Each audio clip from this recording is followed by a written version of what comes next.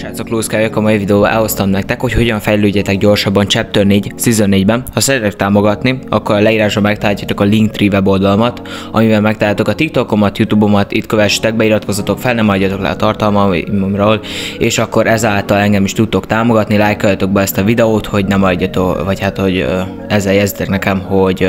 tetszenek az ilyenféle tartalmak, úgyhogy vágjunk is be a videóba, remélem fog segíteni.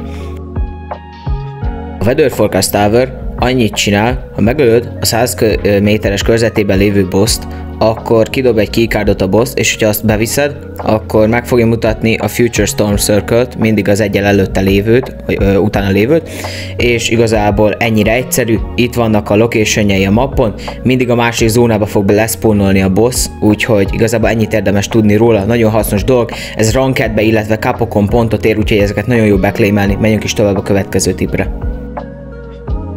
Nerf után már egy kicsit máshogy kell használni a Rocket Remet, mint ezelőtt, úgyhogy itt is van a képernyőn mutatom, építsetek két falat felfelé és egy gulát, és akkor, hogyha erre rá Rocket Remeztek, akkor hogyha betör hozzátok az ellenfél, akkor csak a felső gulát fogja megsebezni, és tüdöket nem fog, és egy free killt fogtok szerezni, és az ellenfél nem fog tudni semmit tenni, és ti meg egy headshotot fogtok lőni. A második módszer pedig, hogy építetek egy boxot, rá egy gulát, és fölétek egy lépcsőt. Szinte, hogyha rátok Rocket Remezik, akkor nem fog megsebezni, és szinte egy free killt fogtok szerezni. A használata sem nehéz, csak egy kicsit matigényes, megépítetek azt a boxot, amit látok itt a képernyőn, a tetejére, hogyha benn vagytok már, akkor tesztek egy gulát, és ráálltok a rámpára úgy, ahogy látjátok a videóba, és akkor igazából, amikor elkezded használni a Rocket Remet, amikor elhasználod, akkor kitörik a box a teteje, és leugrasz az aljára, és amikor ugye pedig elrepülsz, akkor pedig igazából elrepülsz, és így teljesen védetve, és akkor nem tudnak kitúrni, még használod, úgyhogy ennyire egyszerű. Egy kicsit a legjobb augmentekről a játékban, ugyanis nagyon nagy részét képezik a játéknak, még most is, nagyon fontosak, minden meccsbe aktiválja őket. A legjobb augmentek a játékban azok az Explosive Surplus, Shotgun, a First Assault, a Roaming Redeploy és a Game Time.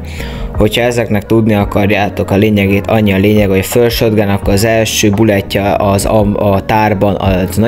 nagyobb a damage-el, a First Assault az ugyanez, az Assault Rifle-nél, az Explosive Surplus az az, hogy sokkal több rakétát ad, szinte minden, amit kinyitsz, minden ellenfélölés, a Roaming Redeploy, az a zipline-ok használata, bármilyen mobilitást adó táj, mushroomok, mármint az ilyen ugrálós mushroomok, az is glider redeployt adnak. És a Game Time pedig az, hogy kapsz egy pizzát és 3 Chug Splash-t, ami nagyon OP tud lenni, főleg, hogyha lovos vagy pedig nincs shield nálad. Menjünk is tovább a következő tippre.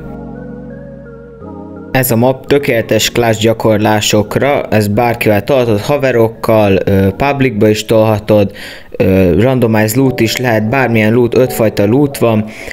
aki megöli az klácsolót, az lesz klácsoló, és aki meg meghal, az lesz nyilván a duóba, és igazából ez megy rotálásba, amíg a klácsoló valaki klácsolásban meg nem nyer 5 kört, utána pedig indíthatsz új meccset, ez egy nagyon jó game mód, menjünk is az utolsó tippre. És van egy úgynevezett Rift Island, ami a harmadik kör megjelenése után spawnol le, amit be kell claimelni, ugyanis tornamentben nagyon sok pontot ad, illetve rankádban is ad százalékot, illetve hát eleve nagyon sok lootot ad, ami nagyon jó.